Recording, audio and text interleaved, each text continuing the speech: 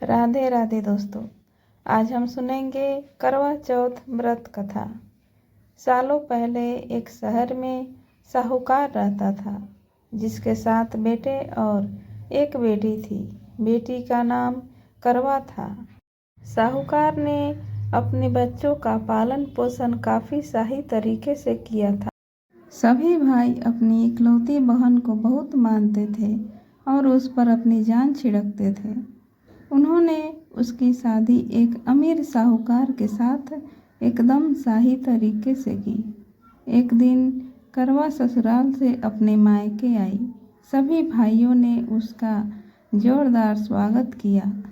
उन्होंने पहले अपनी बहन को खाना खिलाया और फिर खुद खाया। इसके बाद सभी एक साथ बैठकर बचपन की यादें साझा करने लगे। इसी तरह कुछ दिन बीतते चले गए। एक दिन शाम को जब करवा के 7 भाई अपने काम से घर लौटे तो उन्होंने देखा कि उनकी बहन काफ़ी उदास होकर बैठी है। अपनी बहन करवा को उदास देखकर सभी भाई चिंतित हो गए। वो तुरंत उसके पास गए और उदासी का कारण पूछने लगे। इस पर करवा ने बताया उसने अपने पति के लिए करवा चौथ का व्रत उपवास रखा है और चांद के इंतजार में सुबह से ही भूखी प्यासी है। जैसे ही चांद निकलेगा वह उसे देखकर अपना उपवास तोड़ेगी।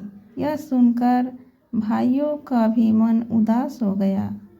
वो सभी करवा के इस कष्ट को नहीं देख पाए, खासकर उसका सबसे छोटा भाई, जिसे करवा से सबसे अधिक स्नेह था। बहन को भूखा प्यासा देख सभी भाई कुछ ऐसा उपाय सोचने लगे जिससे वो अपनी बहन का कष्ट दूर कर सके। तभी उन्हें एक तरकीब सूझी। सभी भाई तुरंत एक बड़े पीपल के पेड़ के पास पहुँचे।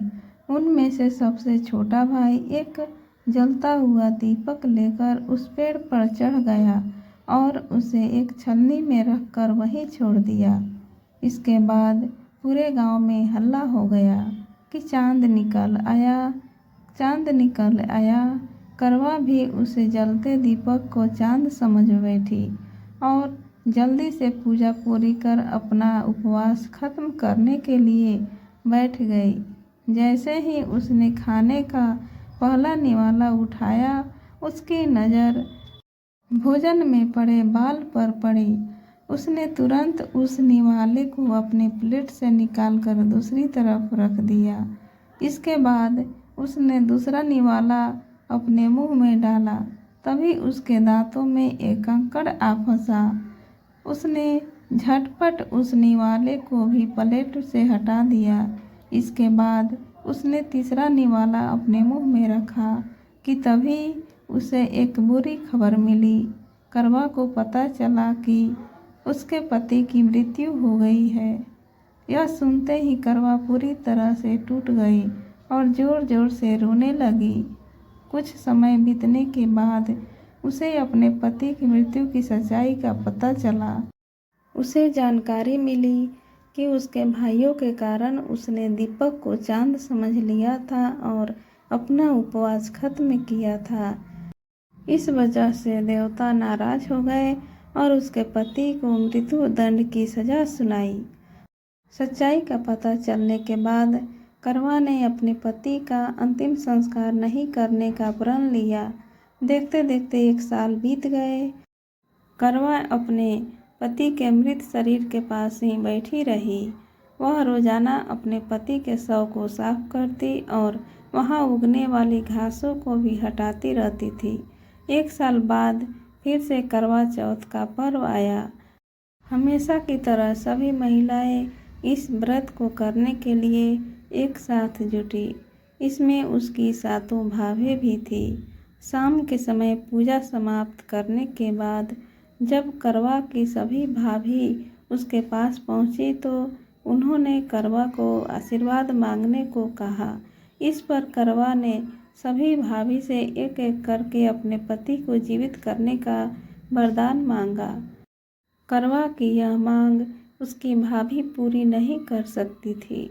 उन्होंने करवा को समझाया लेकिन वह नहीं मानी। फिर उसकी एक भाभी ने बताया कि उसके छोटे भाई की वजह से ही ऐसा हुआ है, तो उसकी छोटी भाभी ही इस स्थिति को ठीक कर सकती है। यह सुनकर करवा अपनी छोटी भाभी के पास गई और उनके पैर पकड़कर अपने पति को जीवित करने का आशीर्वाद मांगने लगी। पहले तो उसकी छोटी भाभी ने बहुत टाला, लेकिन अंत में उसकी छोटी भाभी ने अपनी तर्जनी उंगली को काटकर उसमें से अमृत की एक बूंद करवा के मृत पति के ऊपर डाल दी।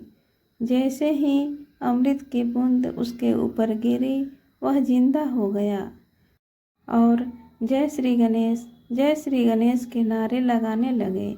इस घटना के बाद ऐसी मान्यता है कि करवा चौथ का व्रत करने से गौरी शंकर खुश होते हैं और महिलाओं के सुहाग की रक्षा का वरदान देते हैं। इस कहानी से यह सीख मिलती है कि इंसान को हमेशा सच्ची भक्ति और विश्वास के साथ पूजा पाठ करना चाहिए।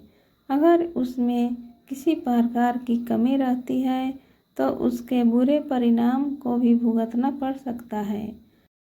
करवा चौथ व्रत की आप सभी को हार्दिक शुभकामनाएं।